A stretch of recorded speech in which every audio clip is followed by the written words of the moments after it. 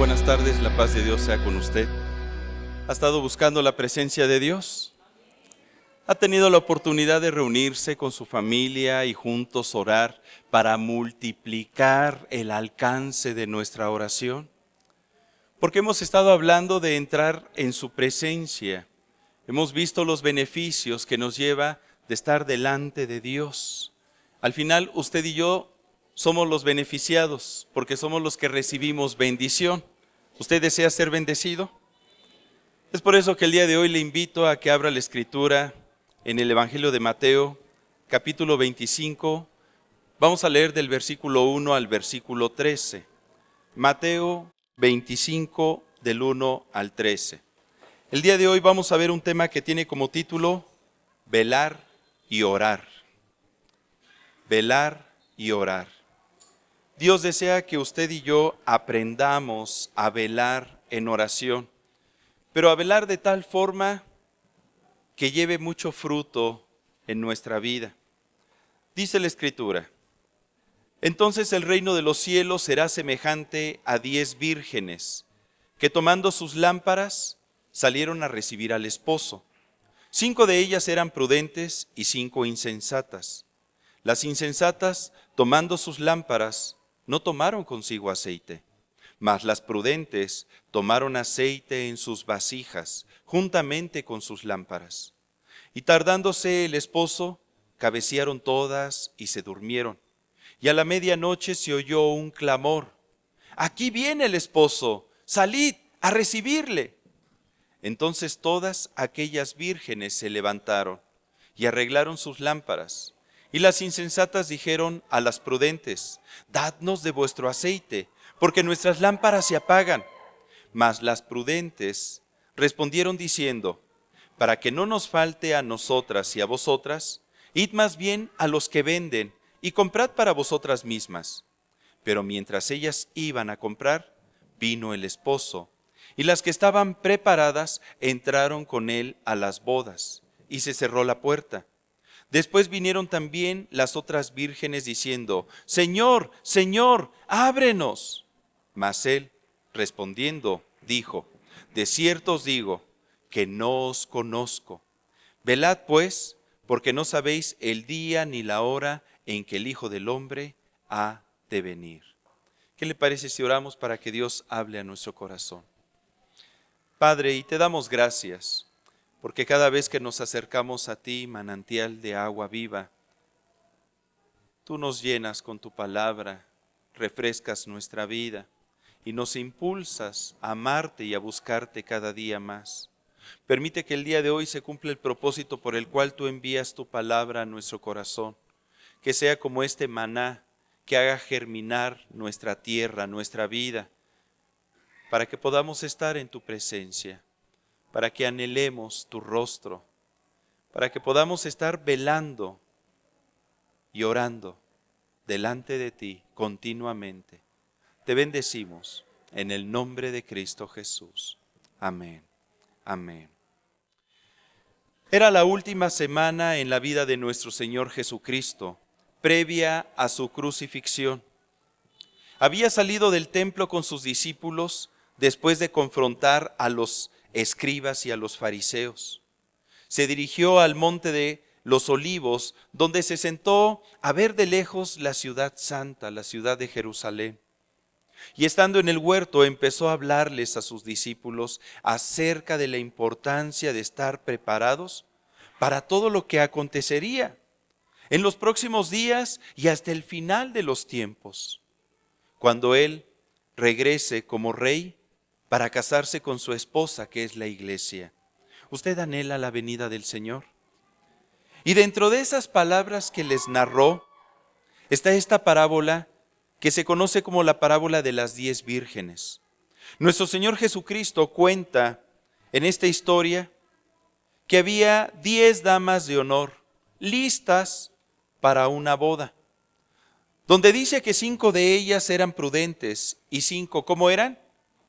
Insensatas. Todas ellas salieron muy contentas para encontrarse con el novio. Buscaban recibirle con gozo y alegría, porque iban a ser parte de una gran boda. Pero como el novio se tardó en llegar, a todas ellas les dio sueño y comenzaron a dormirse.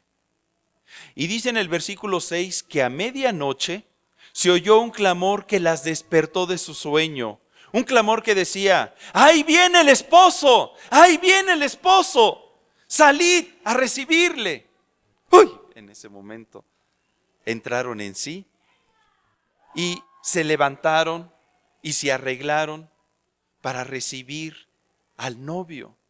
¿Puede imaginarse esa escena? Cuando escucharon el clamor, todas ellas empezaron a correr. Algunas empezaron a acicalarse, otras revisaron sus vestidos si no estaban arrugados de haber estado ahí acostadas, dormidotas. Otras estaban muy contentas porque el novio ya había llegado y no cabían de alegría y de emoción. Pero en medio de esa algarabía, nadie puso atención en una persona, en aquel que dio el grito del clamor: ¡ahí viene el esposo! ¡Salid a recibirle!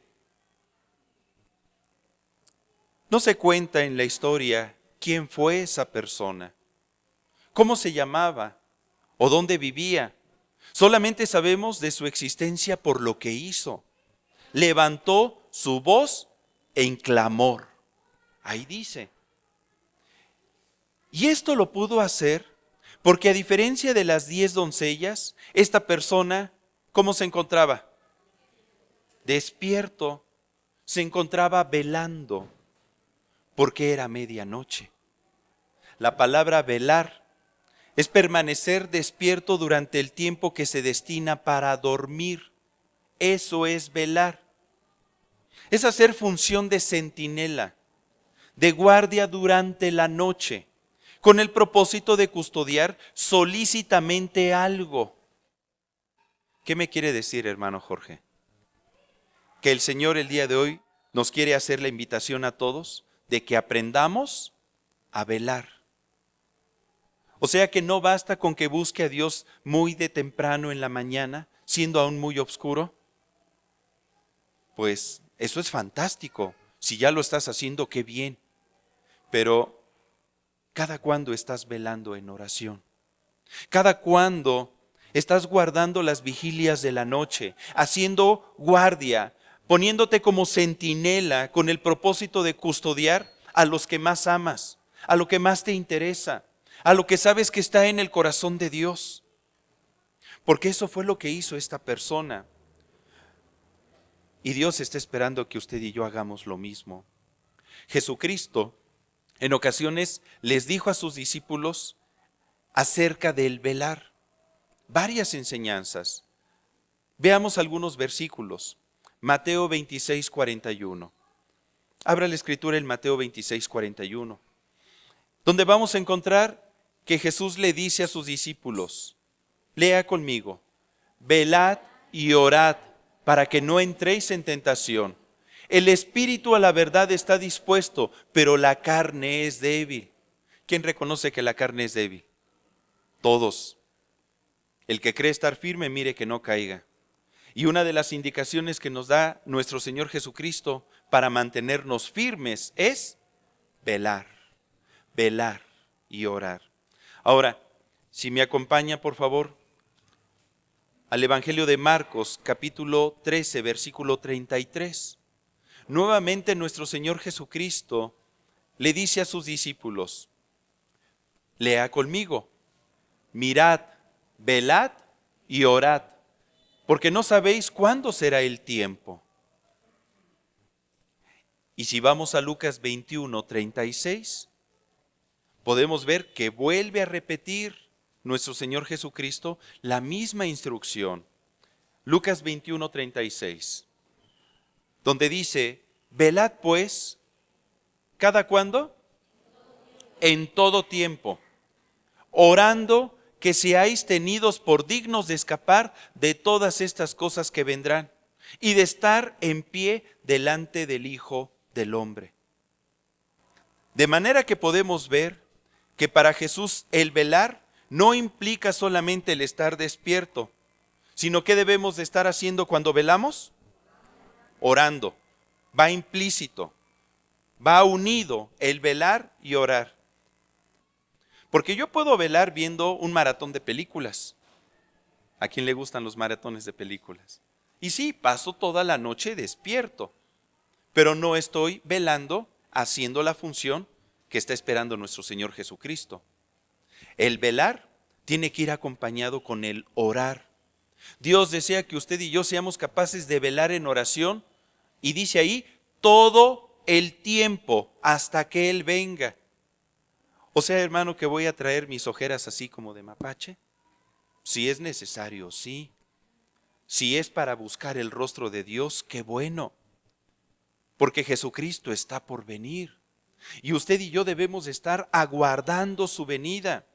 Que nos levantemos como ese hombre que estaba velando. Como esa persona que levantó su voz en clamor a Dios. Ahí viene el esposo, ahí viene el esposo. Salid a recibirle.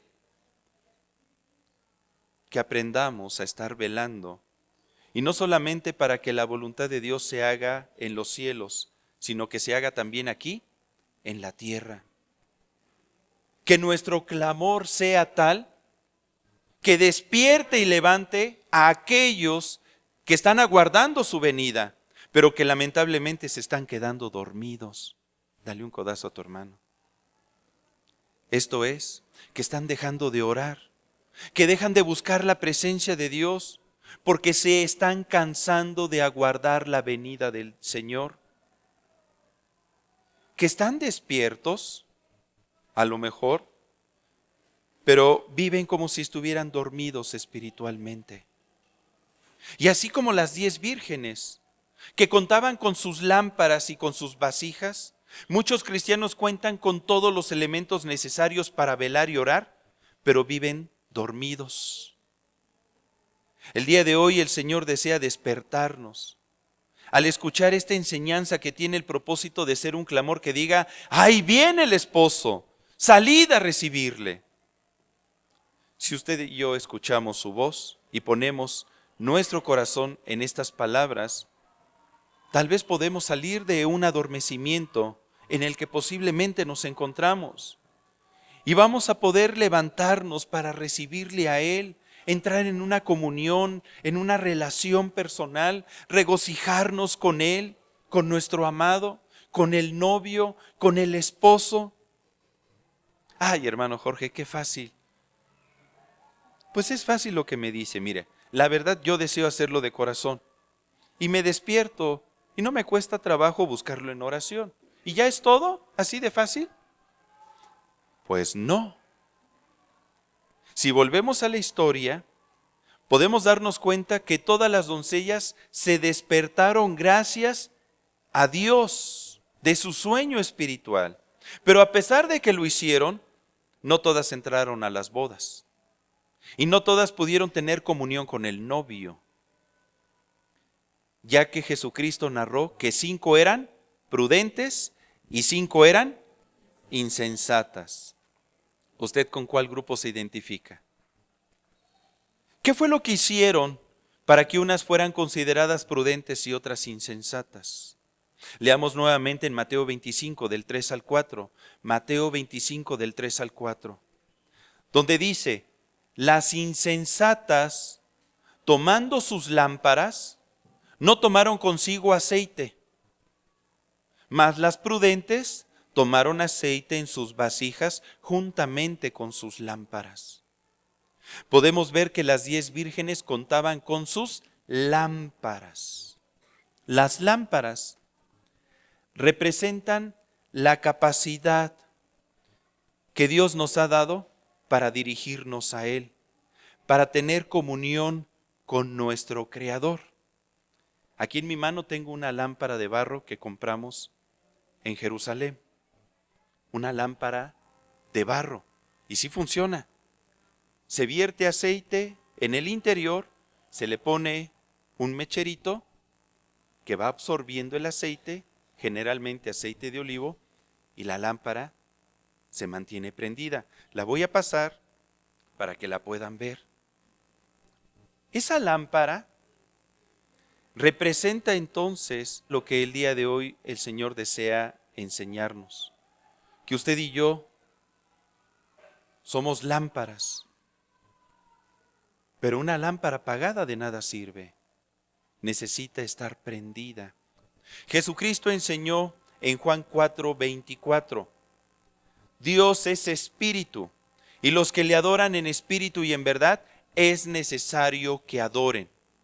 Nuestra relación con Dios es una comunión espiritual, donde a través de postrarme y orar a Dios y levantar mi clamor a Él, empiezo a comunicarme con el Señor. Mi espíritu entra en comunión con el Espíritu de Dios.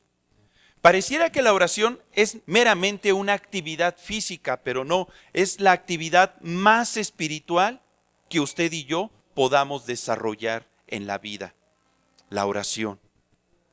Y cuando nuestro espíritu entra en comunión con Dios, este se encuentra encendido. Y cuando nos alejamos de Él, pues ¿qué cree? Este se va apagando, como la luz de la lámpara. Vamos a ver algunos pasajes que nos explican esto. Acompáñenme a Proverbios 20, versículo 27. Proverbios 20, 27. Dice la Escritura, lámpara de Dios es el espíritu del hombre, el cual escudriña lo más profundo del corazón. Dios ha depositado en cada uno de nosotros espíritu. Esa es la parte de Dios en nosotros. Cuando Dios nos hizo, sopló aliento de vida y puso espíritu. Todo espíritu proviene del Padre de los espíritus. Es esa lámpara. Y cuando nosotros amamos a Dios, recibimos a Jesucristo, nacemos espiritualmente, se enciende nuestro espíritu para poder tener comunión con el Padre. Pero cuando nosotros vivimos en pecado, cuando nosotros no nos acercamos a Dios, en ese momento es como si esa lámpara estuviese apagada. Dice Proverbios 24:20. Proverbios 24:20. Porque para el malo no habrá buen fin, y la lámpara de los impíos será apagada. Cuando hay impiedad en nuestro corazón, estamos contristando la presencia de Dios en nosotros y se va apagando el espíritu. Poco sirve de que como hombres tengamos la capacidad de comunicarnos con Dios si no lo hacemos. Es como tener lámparas que de nada sirve si no las usamos, si no están prendidas. Aquí le muestro yo otra lamparita. Igual se compró en Jerusalén, pero esta lámpara es metálica, a diferencia de la de barro. ¿Cuál estará más bonita? Eso depende de los gustos. La voy a pasar también. Pero ¿qué le quiero decir? De nada sirve tener una lámpara muy bonita si no la estamos usando. De nada sirve ser nosotros un cristiano alto, fuerte, conocedor de la palabra de Dios, que se congrega, que toma cursos, si esa lámpara está apagada. Está apagada. Porque ¿de qué sirve que Dios nos haya dado espíritu, boca, palabras, rodillas, idioma, si no los empleamos para adorar a Dios y tener comunión con Él? Dice la Escritura que no se enciende una lámpara y se esconde, sino que se pone en lo alto para que alumbre a todos. En ese momento la lámpara es útil. Y la condición de las vírgenes insensatas es que tenían sus lámparas apagadas y no las podían usar por falta de aceite. Un cristiano que tiene su lámpara encendida está prendido por la presencia de Dios y tiene comunión con el Señor. Pero un hijo de Dios cuya lámpara está apagada es porque ha dejado de orar y la luz de Cristo, el Espíritu de Dios, empieza a apagarse en él. Y esto, queridos hermanos, nos pone en la condición entonces de ser personas insensatas, porque es lo que le aconteció a las 5 vírgenes insensatas. La insensatez es la necedad, la falta de sentido común o de razón. Una persona necia es una persona ignorante, imprudente, terca y obstinada. ¿De qué nos habla esto? De que cuando yo no he comprendido el valor que tiene de entrar en la presencia de Dios, cuando Dios me habla de los beneficios de orar, pero yo no los valoro, de que cuando Dios me hace constantemente la invitación de buscarle en lo personal y como iglesia y al final decidimos no hacerlo, se lo digo con todo mi amor, eso habla de que pudiera haber en nosotros insensatez, de que hay terquedad, de que hay obstinación, de que hay una ignorancia, de que no nos hemos dado cuenta de que los únicos beneficiados de vivir en su presencia, ¿quiénes somos? Nosotros.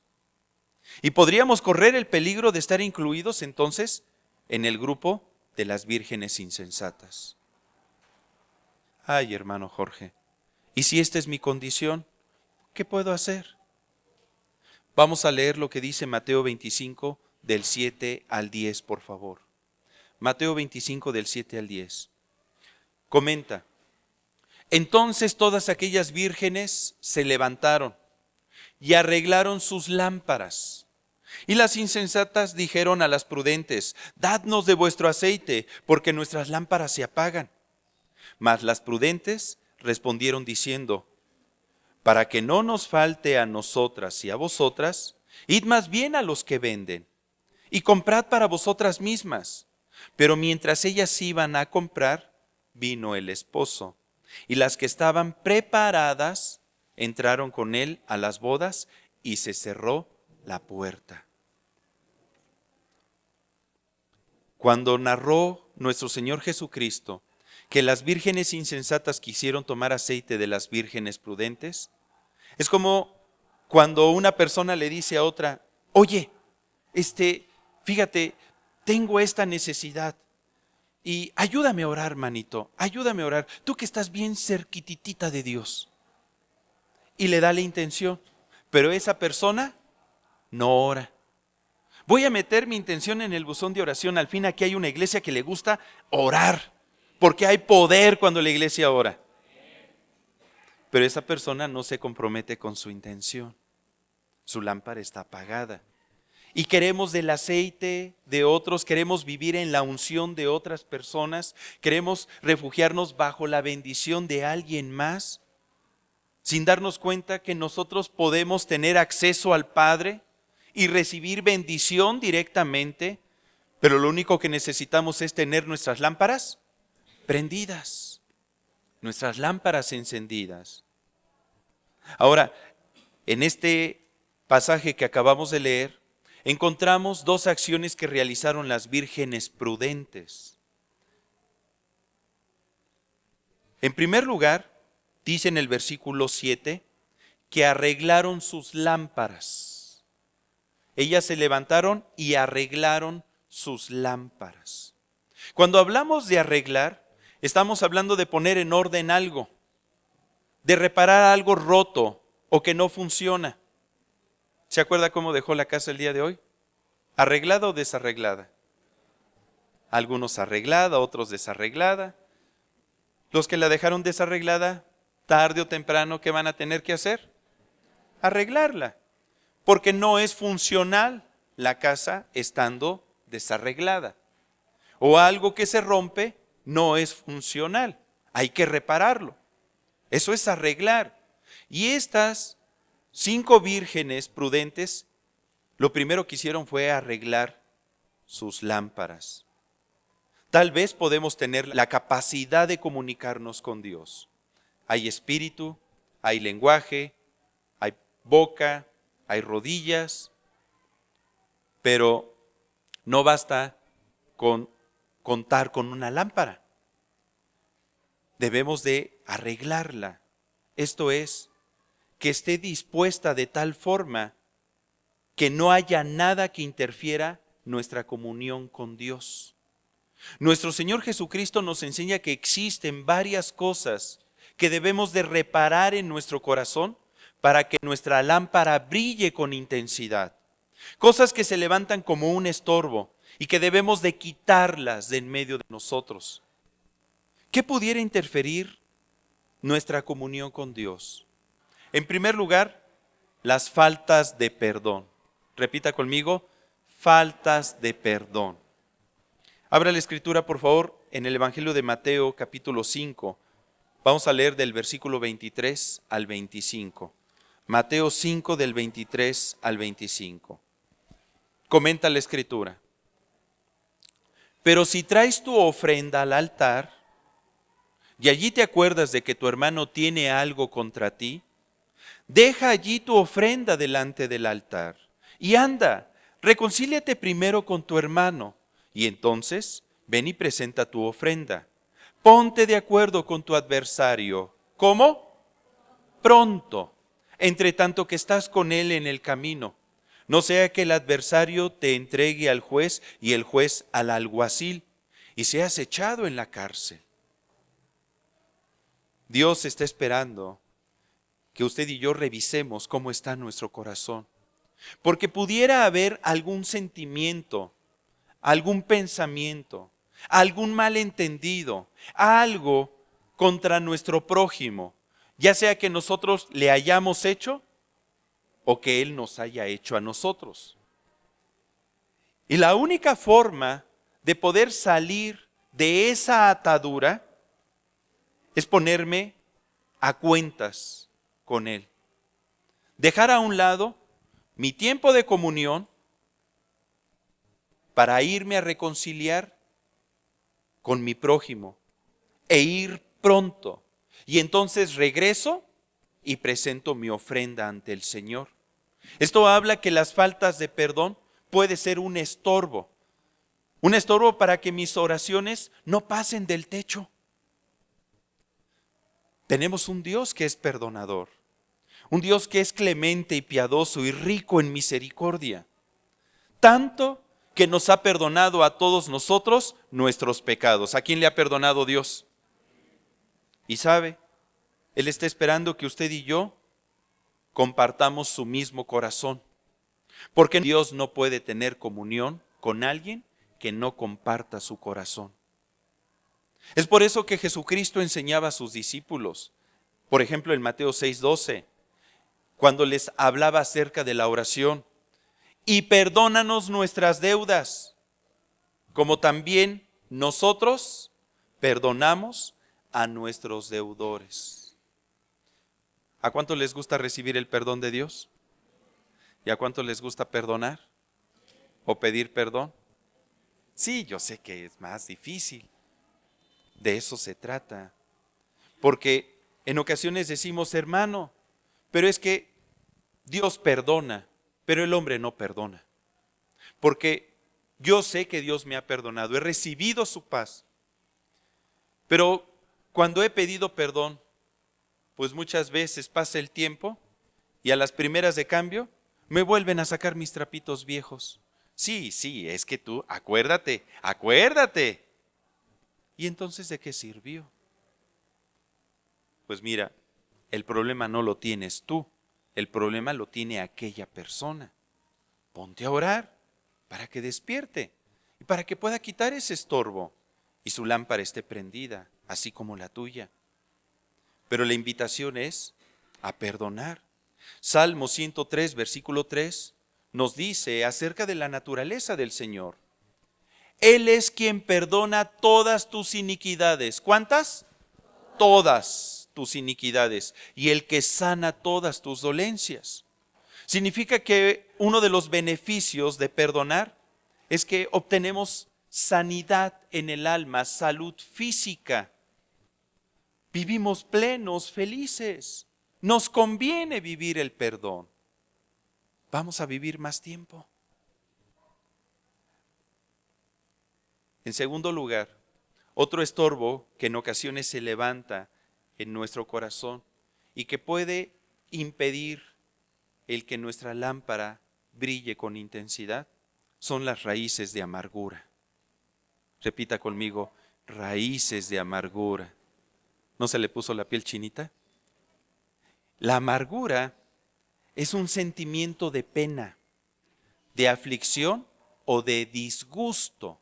O sea, puede tener muchas formas en que se presente en mi vida.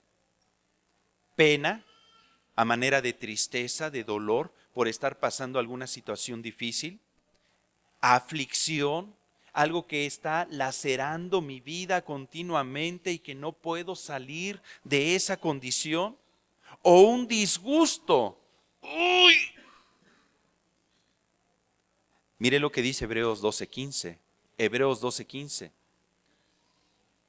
Mirad bien, no sea que alguno deje de alcanzar la gracia de Dios, que brotando alguna raíz de amargura, os estorbe y por ella muchos sean contaminados. Cuando se desarrolla una raíz de amargura, dejamos de alcanzar la gracia de Dios. No podemos tener comunión con el Señor de toda gracia, porque ha brotado en el corazón de uno una raíz de amargura. Ay, hermano, pero es chiquitita, mira, es chiquitita la plantita que apenas acaba de brotar en mi corazón. Sí, pero una cosa es lo que tú observas como evidente y otra cosa es lo que no se ve, que está escondido en lo más profundo del corazón. A los que nos gusta la jardinería, ¿cuántas veces ha brotado en tu jardín hierba, mala hierba, que tú no quieres que se dé? Y apenas acaba de salir y está chiquitita la planta. Y de repente tú la arrancas y no quiere salir y no quiere. Y entonces empiezas a escarbar alrededor y cuando menos te das cuenta es una raíz 10 veces de largo de lo que alcanza a asomarse en la superficie. Porque la raíz se va haciendo profunda y no nos damos cuenta. Y pudiera no solamente lacerar nuestra vida, sino que terminamos contaminando a los que nos rodean, principalmente a los que amamos. Porque una persona que tiene una raíz de amargura no tiene una correcta percepción de las cosas, porque nuestro corazón está lastimado. Hay una persona que Dios lo pone de ejemplo, como alguien que se levantó, que a pesar de toda la aflicción que vivió, guardó su corazón de la amargura. No dejó que su corazón se contaminara, no dejó que su lámpara se apagara. ¿Ha oído hablar de Job? Acompáñeme por favor a Job 1.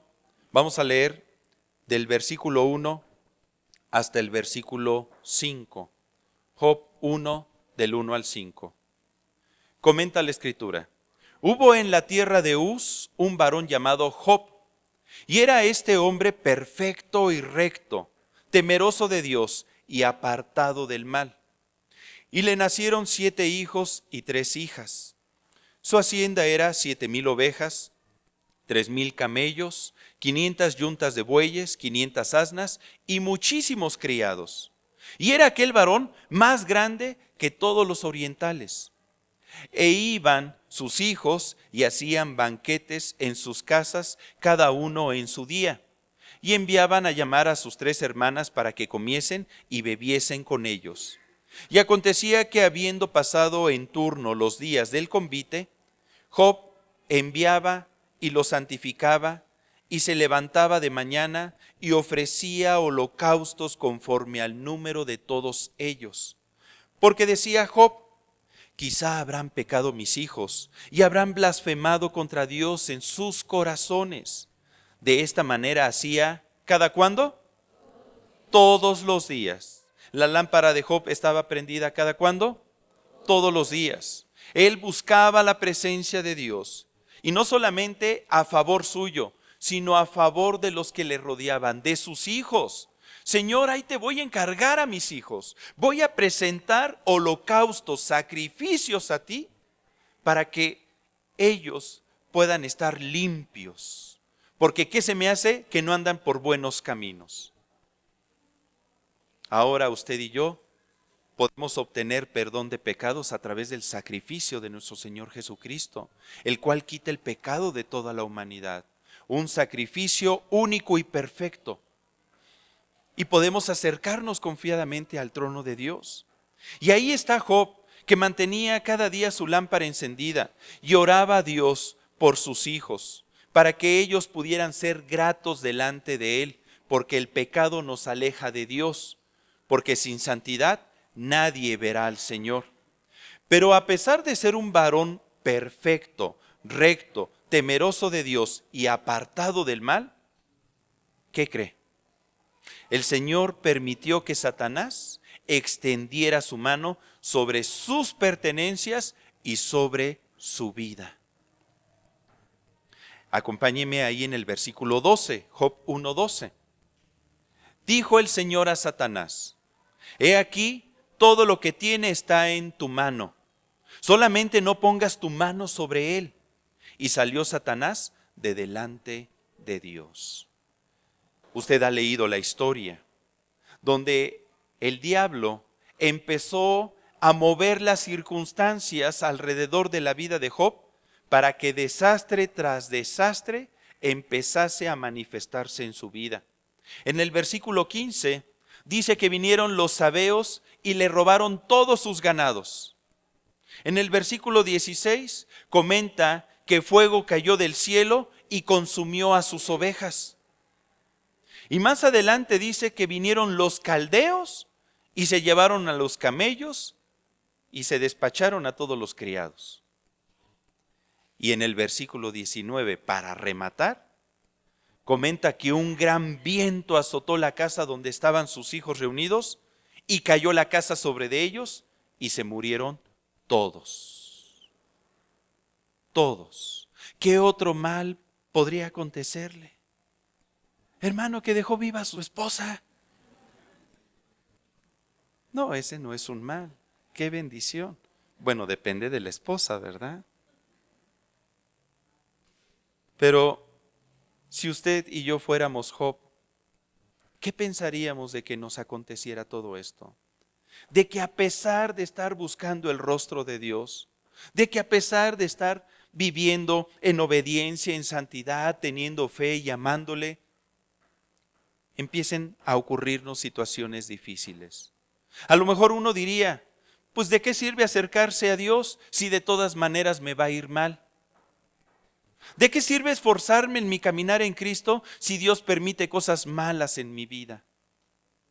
¿Ha escuchado alguna vez esas palabras? Espero que no de usted. Pero muchos pudieran decir esto, pero no Job. Porque Job amaba a Dios y había alcanzado él a comprender que su vida estaba en las manos del Señor y que si vivía era para el Señor y si moría, pues era para el Señor. ¿Qué otro varón aprendió esto? El apóstol Pablo.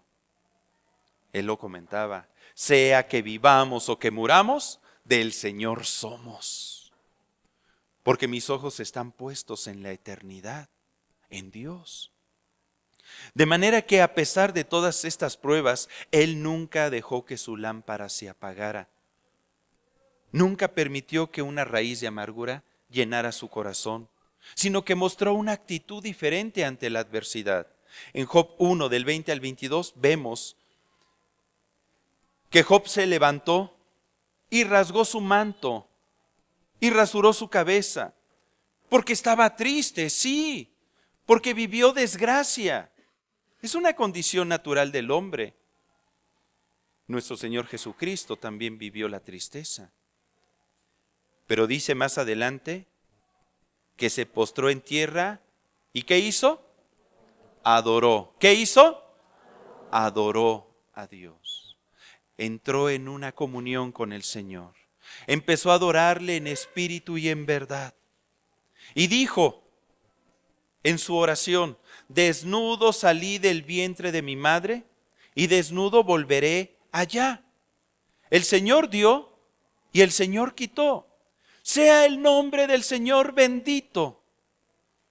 En todo esto no pecó Job, ni atribuyó a Dios despropósito alguno. Yo sé que a ninguno de nosotros nos gusta sufrir, pero las aflicciones forman parte de la vida. Jesucristo lo comentó: en el mundo tendréis aflicción, pero confiad, yo he vencido al mundo. A veces no quisiéramos tener problemas con el cónyuge, ni con los hijos, ni en el trabajo, ni en la iglesia, ni con el hermano, ni con el suegro, ni con la nuera, ni con el perro, ni con el perico. Y a veces termina mordiéndonos, ¿verdad? No quisiéramos, pero forma parte de un todo. Y lo importante es que nuestra lámpara debe de estar prendida. Y que usted y yo, en vez de una actitud de queja, aprendamos a desarrollar una actitud de gratitud a Dios por la vida y por todo lo que permite que vivamos en ella.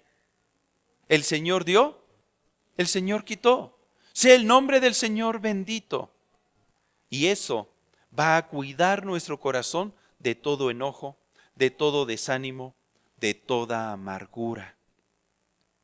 En tercer lugar, otra cosa que tenemos que quitar de la lámpara son los juicios. Un juicio es una palabra que se expresa en contra de alguna persona. Acompáñeme, por favor, al Evangelio de Lucas 18 del 10 al 14. Lucas 18 del 10 al 14. Se le conoce como la parábola del fariseo y el publicano. Dos hombres subieron al templo ¿a qué? A orar. ¿Qué estaban haciendo? Orando en la presencia de Dios. Uno era fariseo y el otro era publicano. El fariseo, puesto en pie, oraba consigo mismo de esta manera: Dios, te doy gracias porque no soy como los otros hombres, ladrones, injustos, adúlteros, ni aun como este publicano. Ayuno 2 veces a la semana, doy diezmo de todo lo que gano.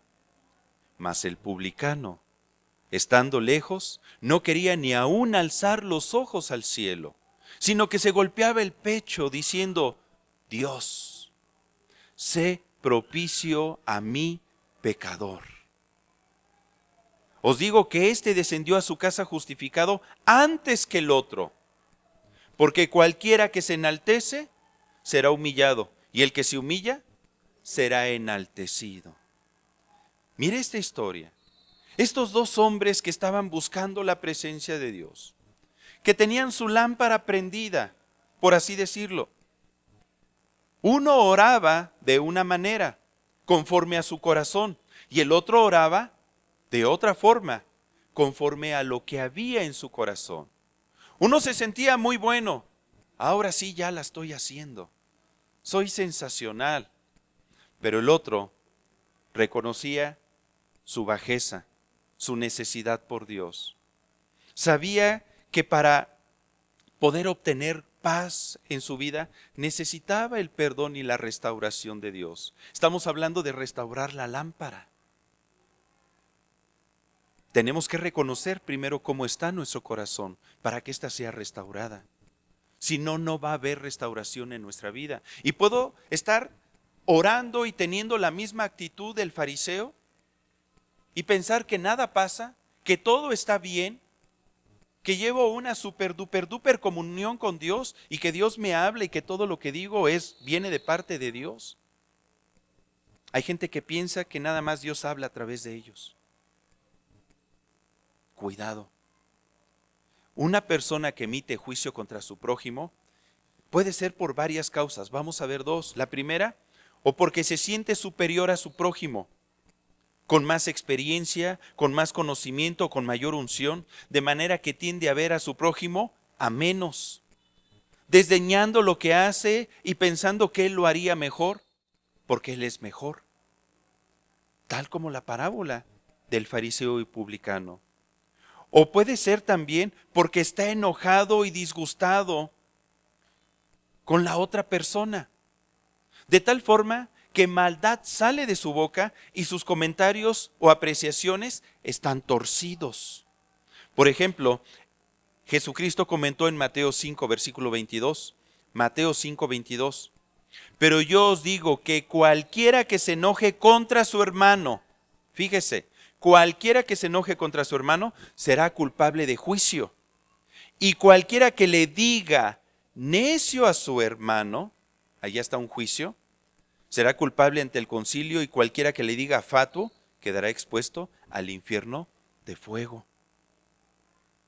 Cuando nos enojamos contra algún prójimo, empiezan a salir de nuestra boca palabras que no son correctas, palabras que pueden ser de juicio,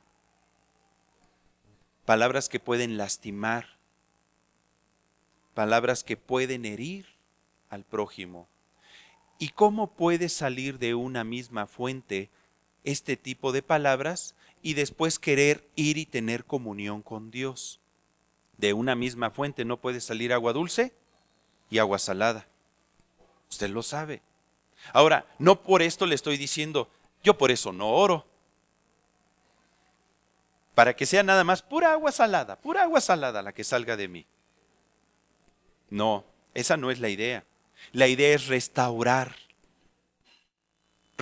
la lámpara, quitar aquello que está estorbando y decidir ya no levantar juicio.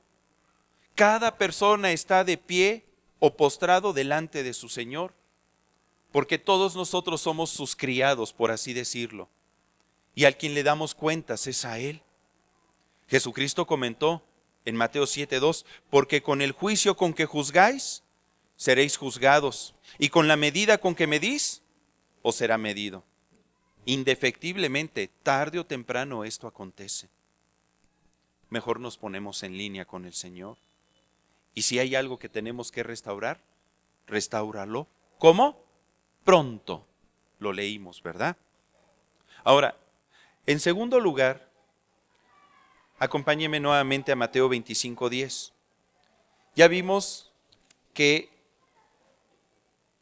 primero las 5 doncellas prudentes arreglaron sus lámparas. Pero ahora Mateo 25:10 nos muestra otra acción más que debemos de realizar. Dice, pero mientras ellas iban a comprar, vino el esposo. Y las que estaban preparadas, repita conmigo, preparadas, entraron con él a las bodas y se cerró la puerta.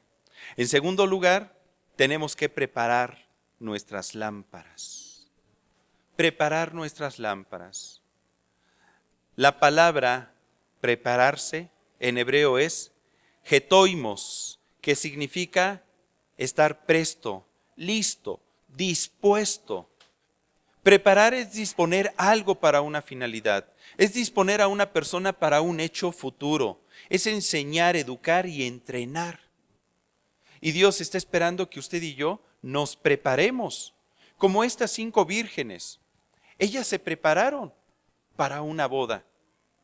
¿Usted ha ido a alguna boda alguna vez? Yo creo que sí. Y se ha preparado. ¿Y qué hace para prepararse? Se baña, se hace pedicure, manicure y todo lo que termine en diur. Se va al salón de belleza, se hace un peinado, le dice a su esposo, ahora sí mi amor, voy a poder estrenar. Se compra un vestido, su esposo va bien arreglado, bien perfumado, y se van a la boda, compran un regalo, se prepararon para la boda, se ven guapetones. Pues nosotros tenemos que prepararnos para ese encuentro con el amado, preparar nuestras lámparas. Una lámpara yo la voy a preparar en el momento en que le voy a dar un uso. Derramo aceite, le pongo una mechita y la prendo. Y la pongo en un lugar acorde, dispuesto, necesario para que alumbre a todos. Porque de nada sirve yo preparar la lámpara si la escondo. Entonces tengo que preparar en tiempo, en espacio, en lugar, mi lámpara. Pues usted y yo tenemos que hacer lo mismo cuando entramos a la presencia de Dios. ¿Cómo se prepararon las doncellas prudentes y sabias? En Mateo 25:4 nos dice, mas las prudentes tomaron aceite en sus vasijas juntamente con sus lámparas. Tomaron aceite. En eso radicó su preparación. El aceite más común en los tiempos bíblicos era el aceite de olivo. Y el más puro se obtenía machacando el hueso del fruto aún verde en el mes de noviembre. ¿En qué mes estamos? Fíjese qué curioso. El aceite más puro se obtiene en el mes de noviembre. Un aceite que permite que la lámpara esté prendida. Y el aceite en la Biblia representa varias cosas. En primer lugar, ¿sabía que representa alegría? Acompáñeme a Salmos 45:7. Salmos 45:7. Dice la Escritura, has amado la justicia y aborrecido la maldad, por tanto te ungió Dios, el Dios tuyo, con óleo de alegría más que a tus compañeros. Óleo de alegría. Esto habla de que cuando usted y yo entremos a la presencia de Dios, pues no tenemos que entrar con un corazón indispuesto. Ay, es que tengo que orar. Ahorita vengo, mi amor. Me toca orar, ni modos. Ahorita me toca orar. No, hay que preparar el corazón. ¿Ha visto a los enamorados? Cuando el novio le habla a la muchacha y le dice, paso por ti a las 5, estate lista. Uy, la muchacha se peina, se baña, se viste, se arregla. Y cuando tocan el timbre, yo voy. Y sale con alegría y cuando lo ve, hello, hola mi amor, ¿cómo estás? Y lo abraza, lo besa, porque hay gozo en su corazón. Esa es la preparación que debemos de tener. Ese es el aceite que le ponemos a nuestra lámpara.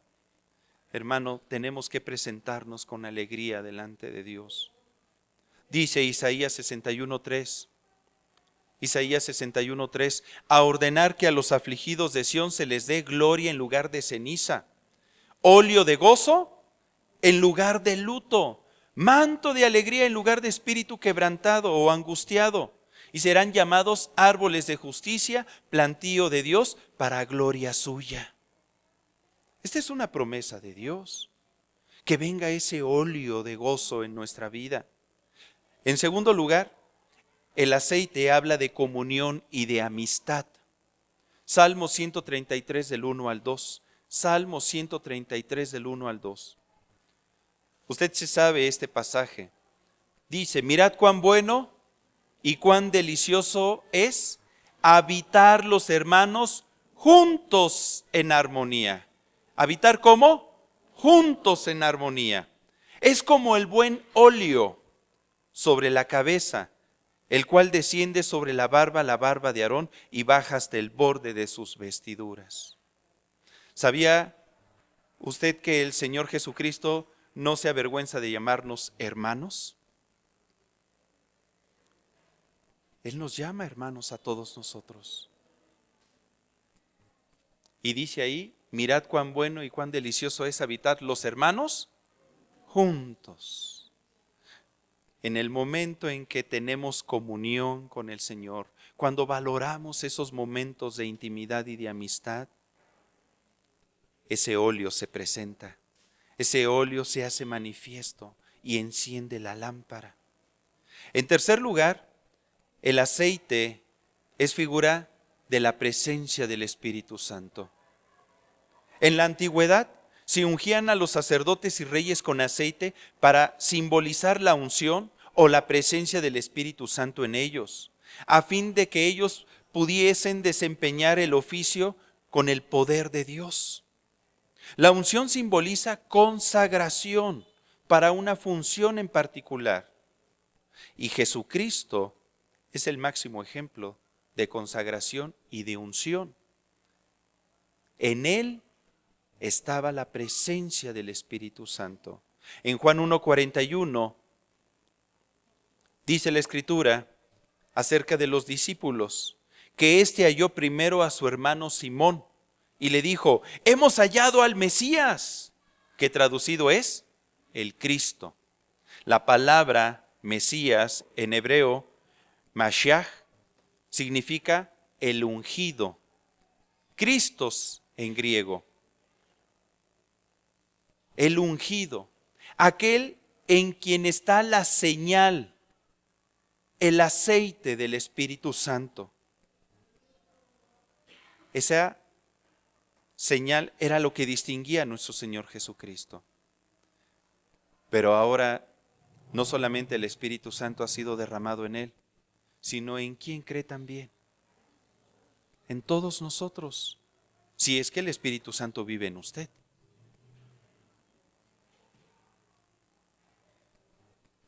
Significando que usted y yo tenemos la oportunidad de que nuestras lámparas estén prendidas constantemente por la presencia del Espíritu Santo, que nos ayuda a buscar a Dios. Es el Espíritu Santo quien nos guía, quien nos empuja, quien nos inclina y nos revela la persona de Jesús.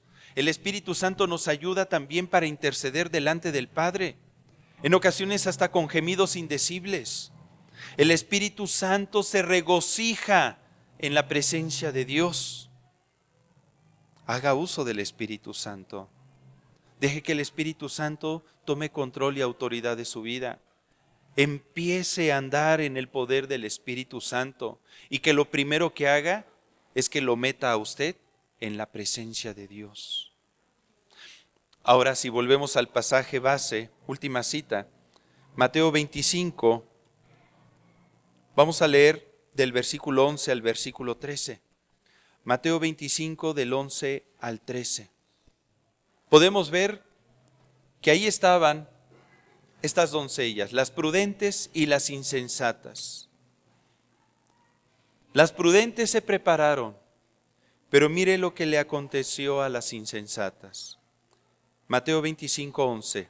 Después vinieron también las otras vírgenes, diciendo: Señor, Señor, ábrenos. Empezaron a clamar. Mas él respondiendo dijo: de cierto os digo que no os conozco. Yo a ti no te conozco. Y termina concluyendo nuestro Señor Jesucristo: velad pues, porque no sabéis el día ni la hora en que el Hijo del Hombre ha de venir. Velad y orar. Velad y orar. Y así es como el Señor desea encontrarnos a todos nosotros. ¿Usted con qué grupo se identifica? ¿Con las prudentes o con las insensatas? No me vea con esos ojos, hermano, que me pone a temblar. Yo espero que nos identifiquemos con las prudentes. Y si no es así, ¿qué le parece si oramos a Dios y ponemos delante de su presencia esta palabra para que pueda ser sí y amén en nosotros? ¿Me acompaña?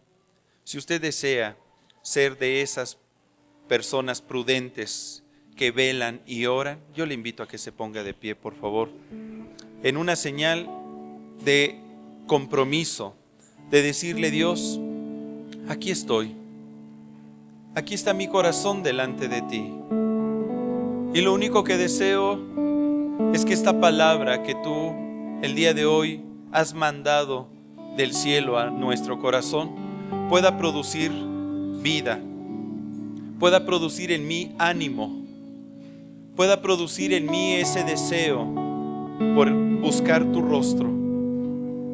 Padre, danos un corazón que se deleite en tu presencia.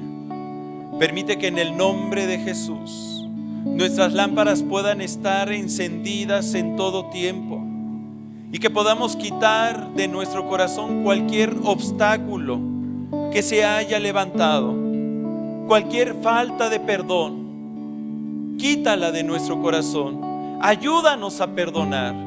Pon en nosotros ese anhelo, ese deseo para que sea restaurada nuestra lámpara. Permite que en el nombre de Jesús ninguna raíz de amargura brote en nuestro corazón. Y si ya brotó, arráncala de nuestra vida. Arráncala, Señor, y trae sanidad a nuestra alma.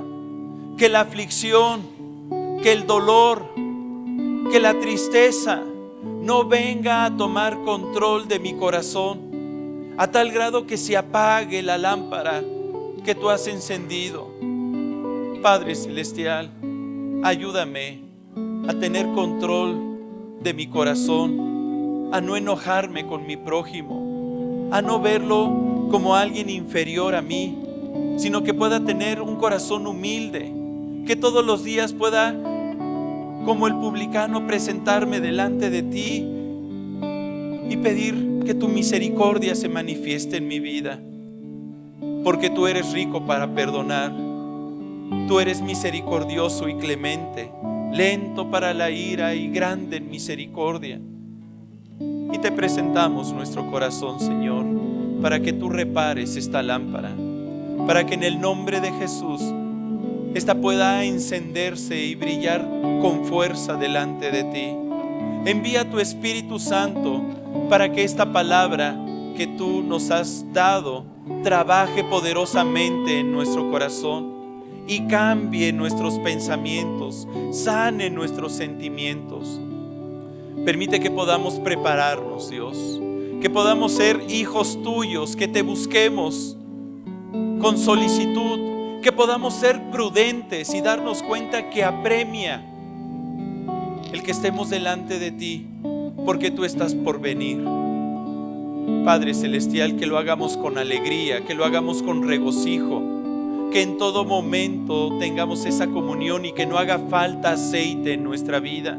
Que tu Espíritu Santo se manifieste en nosotros. Llénanos, llénanos, llénanos, Señor, de tu presencia y préndenos. Préndenos, Padre, aviva tu obra en medio de nosotros. Aviva tu presencia en medio de nuestra vida. Gracias te damos, Señor, porque yo sé que tú lo haces, porque tú estás poniendo entendimiento en nuestro corazón, porque vamos a guardar consejo, porque te vamos a buscar con solicitud todos los días, así como lo hacía Job. Gracias, Padre, porque tú estás aquí, porque tú nos estás llenando de tu presencia. Te bendecimos, te damos gracias, porque ahora somos lámparas que están dispuestas y que están preparadas para estar encendidas, Señor, de continuo delante de ti. En el nombre de Jesucristo. Amén. Amén.